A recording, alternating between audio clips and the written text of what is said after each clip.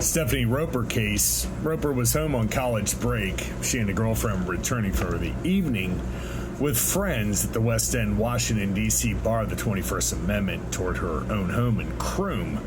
But her car became disabled on a dark rural road. Two men stopped and kidnapped her at gunpoint. The two men, Jack Ronald Jones and Jerry Lee Beatty, kidnapped Stephanie and took her to an abandoned shack in Oakville, St. Mary's County.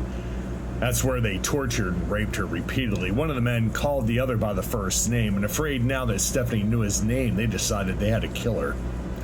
Stephanie made several attempts to escape, and upon her last capture, her skull was fractured with a logging chain, and she was shot to death. In order to hinder identification, the murderers burned her body and severed her hands.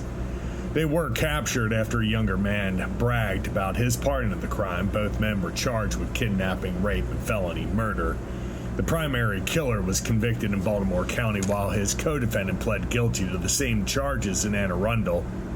Both courts imposed sentences of 2 concurrent life sentences with the eligibility of parole in 24 years.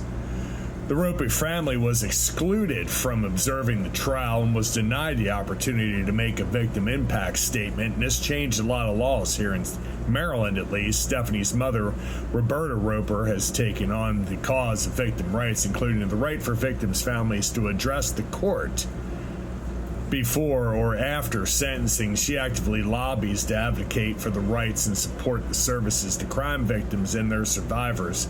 She and her husband, Vincent, formed the Stephanie Roper Committee and Foundation Incorporated, and she served as their executive director for over 20 years.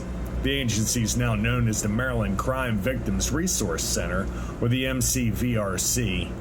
Roberta Roper has dedicated her life to these causes, and she serves as the chair of the MCVRC Board of Directors and co-chairs the National Victims Constitutional Amendment Network. A lot of laws changed because of this. Crime Victims' Rights Act of 2004 also was named part of Stephanie Roper, and her parents, thanks to them, got that moved into legislature. And here in Maryland, it's very sad. I'm from St. Mary's County, so I hope you enjoy.